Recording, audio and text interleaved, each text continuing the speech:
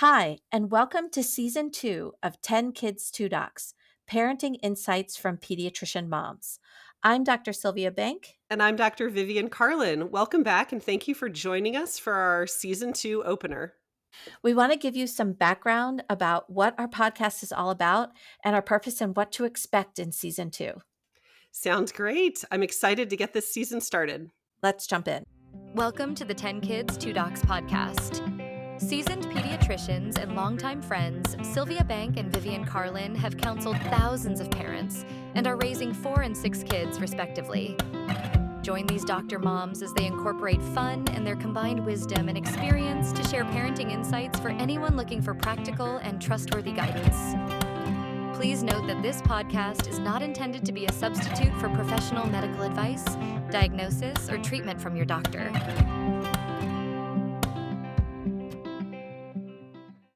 So about a year ago, we got together to begin recording Season 1 of 10 Kids, 2 Docs. And at that time, we discussed our vision for the podcast. The Surgeon General of the United States at that time released an advisory entitled Parents Under Pressure. Our podcast really fit into what the Surgeon General was describing and the needs in our current society. So in this episode, I think it would be more powerful to hear about the Surgeon General's advisory from the Surgeon General himself, Dr. Vivek Murthy. And I'm going to play for you a clip from August 28th, 2024, right after the Surgeon General released his advisory. And this is his interview on the PBS Newshour show. Raising children can be challenging, but today Surgeon General Vivek Murthy issued an advisory saying it's even more difficult now and it's time to recognize the stress and mental health toll associated with parenting is a serious public health concern for the country. The Surgeon General joins us now to talk about his concerns and his recommendations. It's so great to have you here. Welcome back to the NewsHour. Well, thank you so much, Jeff. So there is a baseline level of stress and worry that comes alongside the many joys of parenting, but what's different about the kinds of stress that you're warning about now?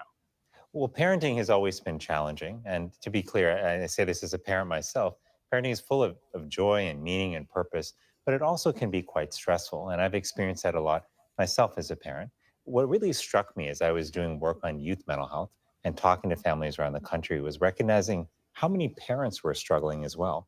And as I dug into the data around this, I found that 48%, nearly half of parents, are saying that most days they feel completely overwhelmed by stress.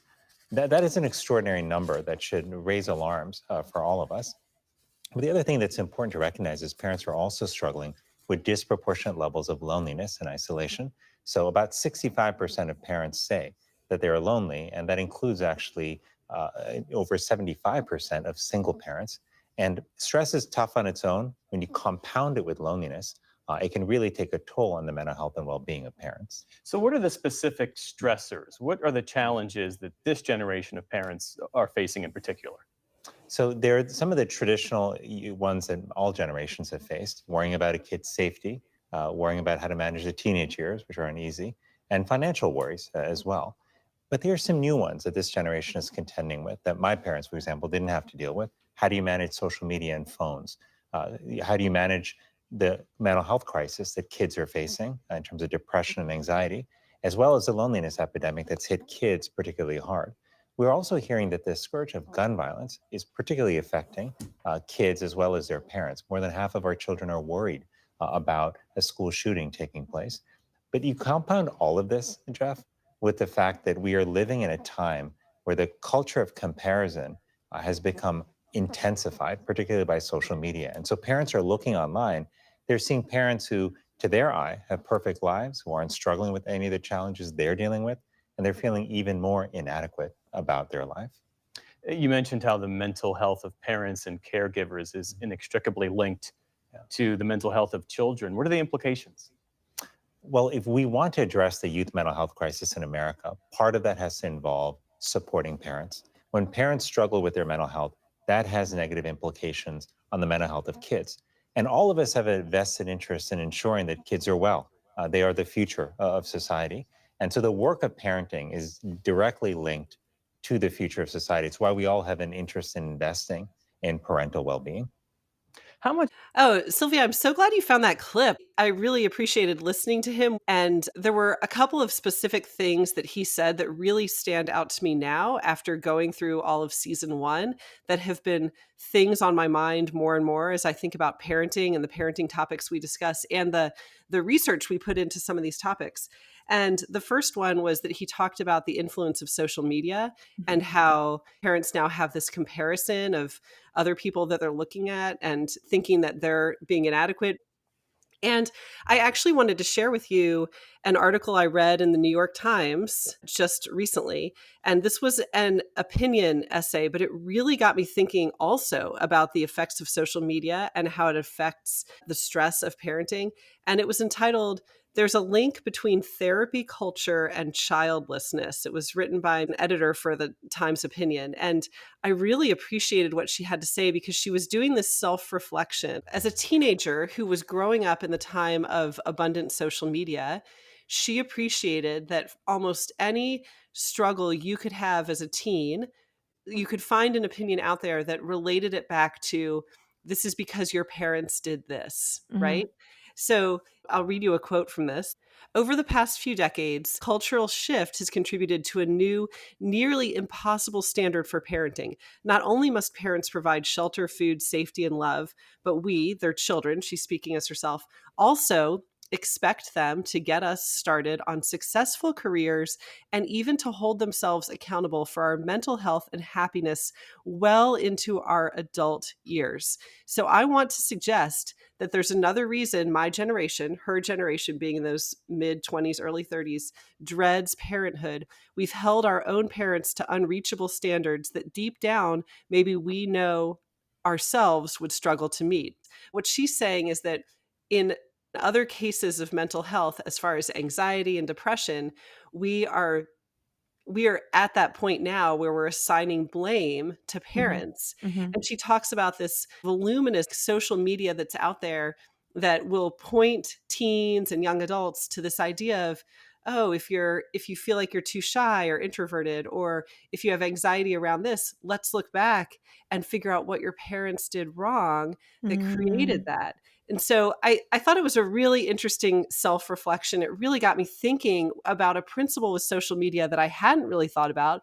And that's that social media has built this idea that all of these decisions we make along the way in parenting are affecting our children's neurodevelopment and mental health. And she's sort of making the point that growing up in that culture, she now fears, how will I ever live up to that standard?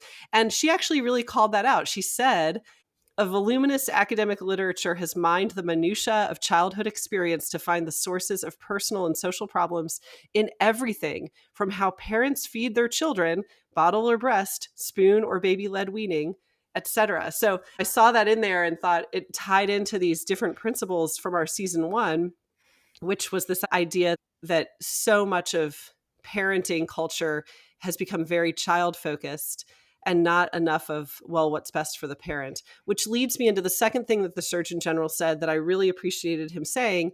And he said, we know that the mental health of parents is directly impacts the mental health of children. Mhm. And I hope in season one of my mantras in parenting, one of the things that you and I have said many times is that I'd like to see there be a shift where parents feel the freedom to make decisions really based on what works best for them to be the best parent for their Right. child. Yeah, so when you read the actual document that the Surgeon General published, Parents Under Pressure, he actually says something in the document that kind of is along the same lines of what you're saying. The first thing he says actually is to remember caring for yourself is a key part of how you care for your family. And it's almost like he is also echoing your words here, where parents need to spend some time focusing on themselves. Yeah. Parents need to take care of themselves too. And I feel like a lot of our messaging in season one was giving parents the okay to not live up to some unattainable standard for parenting, right? Yeah, yeah, absolutely. You and I often came to very different decisions on what we did. And I think we were benefited being pediatricians that we felt the confidence that we could do any of those methods and it was going to be fine for our child. There's not Mhm. necessarily one right way to do any of this. So, Right. And hopefully the perspective in our podcast, given, how you wound up making decisions for your family and how mhm, I wound up maybe making different decisions for my family, they're both okay. There's not one exact right way that you raise your child. Parenting is a more dynamic process, and to allow parents the space of doing what they feel like is best for them and their kids, even if it doesn't coincide with what your neighbor is doing, right? absolutely. And I think now that we have season 1 behind us, I think we're better equipped to maybe tackle a few more of the even more controversial topics in Yeah. parenting. So I kind of look forward to you and I starting to discuss some of those. Sure. Yeah, absolutely. So I think another focus, obviously, continuing on in this idea of parents under pressure, there's so many things in parenthood that when any parent encounters them, we know that they're stressful, Right. right? And I think you and I in the second half, we should share a little bit about some of those that we've experienced as parents that we envision talking about in season 2, as well as some of those high stressors that you and I have not experienced as parents that we hope to have guests come on to talk about in season 2.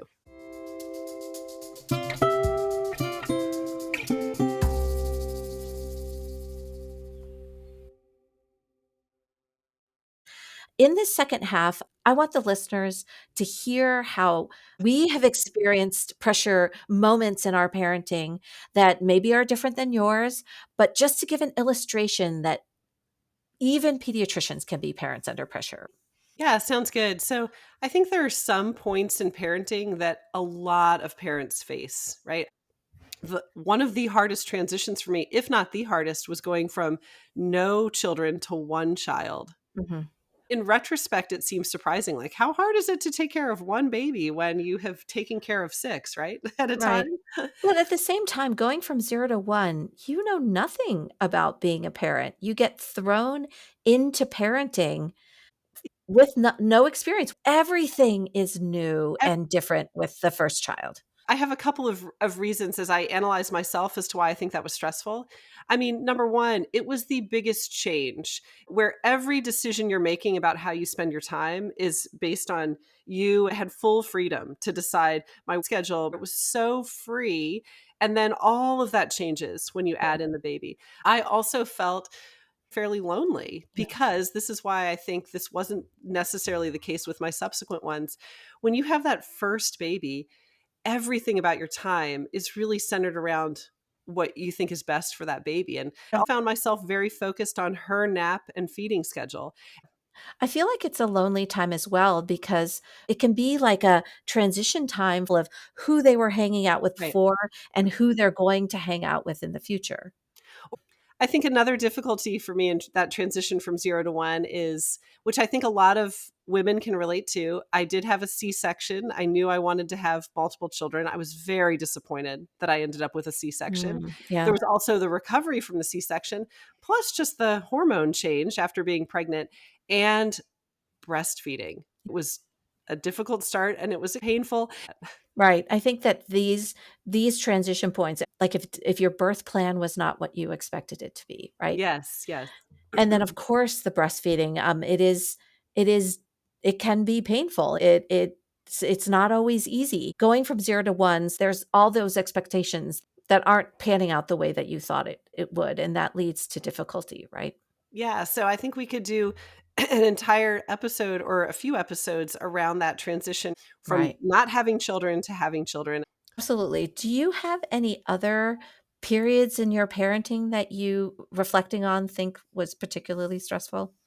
Another topic that I think about in my parenting that has been a stressor and a big learning curve for me has been learning how to access special education for my children that have learning disabilities. And I Mm, find that this is a question I get asked a lot as a pediatrician and a friend, and it's something that is very much an unknown to a mhm, parent until you've experienced it. You know, knowing how to recognize the need to have your child tested, knowing how to navigate the system, knowing what services are out there. It can be very overwhelming.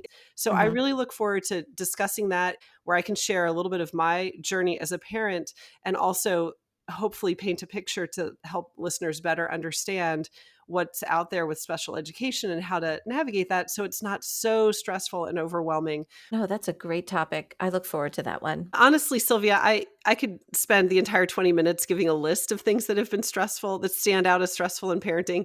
Certainly anything that has to do with screens, anything that has to do with launching young adults. I mean, all of those things. But I am curious to hear from you. What are some of the things in your parenting that stand out to you as stressful points that are apropos to a large base of our listeners as well?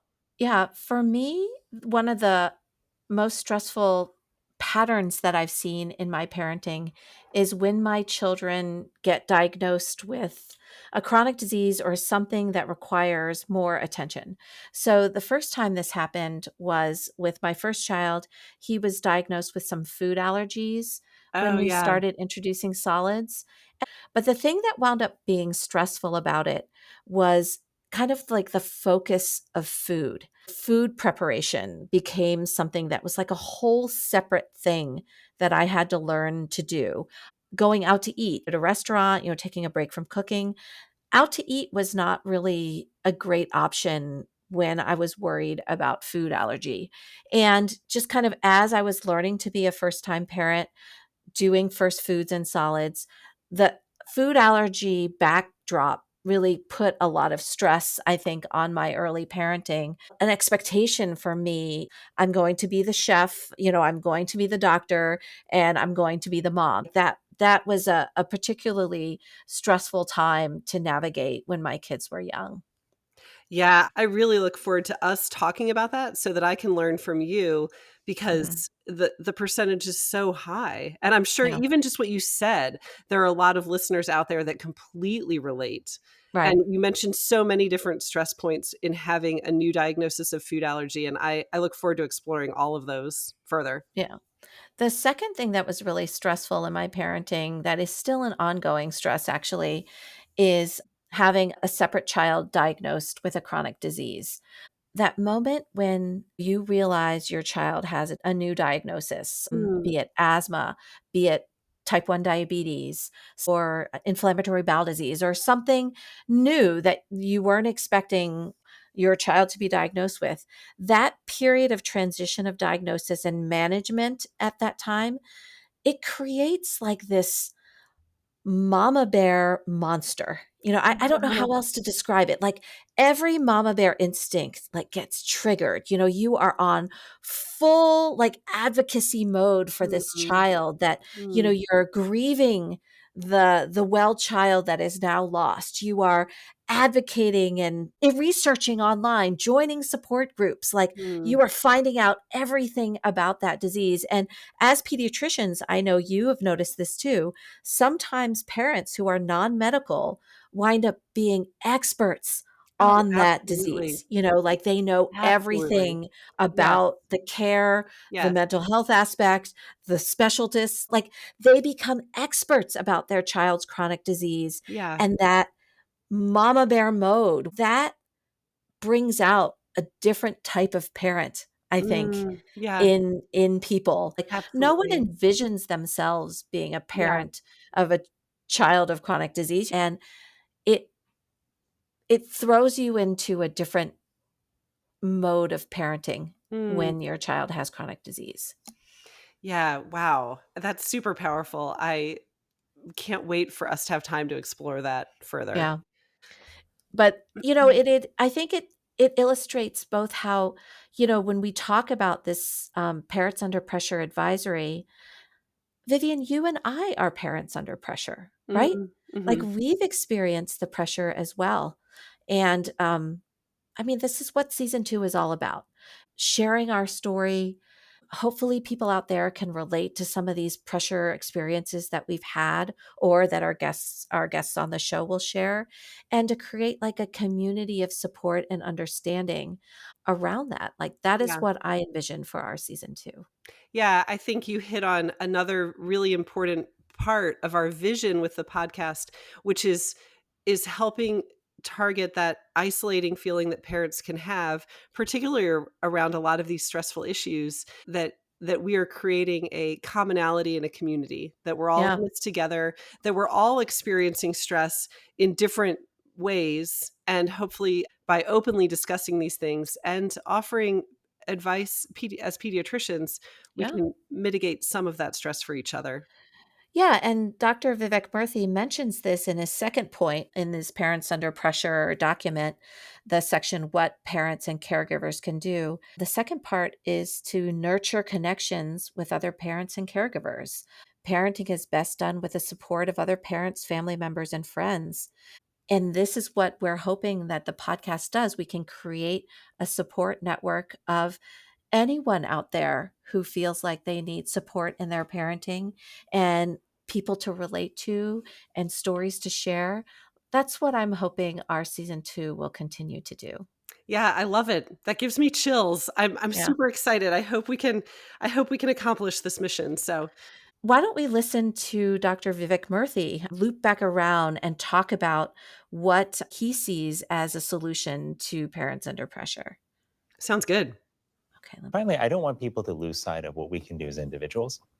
Because the truth is, all of us have parents in our life. Most of us do. Yeah. And when we reach out to those parents, when we help them with basic errands, when we offer to just babysit their kids, even for 15 or 20 minutes, so they can just sit down and take a breath or take a shower or get a meal, those are incredibly important moments where we not only provide assistance, but we remind parents that they aren't alone. The truth is, parenting is and has always really been a team sport. It's only in relatively recent years that we've come to put this pressure on parents where they feel that they've got to do all of it by themselves. Otherwise, they're failing as parents. And the truth is, we need each other. We need fellow parents, we need friends, we need family, we need neighborhoods and communities that support parenting. And if we do, then kids, parents, and all of us will be better off. Parenting is a team sport, is what I hear you say. Absolutely. Absolutely. U.S. Surgeon General Vivek Murthy, thanks so much for being here. Thanks so much, Jeff. Yeah, that's really powerful. Again, that's the former U.S. Surgeon General who was in office in 2024 and released the advisory that we've been talking about, Parents Under Pressure. That's him speaking. I love what he had to say. I hope that we can continue to build community and remind ourselves and listeners that we are all in this parenting journey together. This is 10 Kids, 2 Docs. I'm Dr. Sylvia Bank. And I'm Dr. Vivian Carlin. We'll see you next time. See you next time. Thank you for listening to 10 Kids, 2 Docs, hosted and created by Sylvia Bank and Vivian Carlin. If you enjoyed this episode, please subscribe and recommend our podcast to other listeners. Visit our website at 10kids2docs.com, where you can find links to social media and leave comments or suggestions. Back next week with more topics in parenting.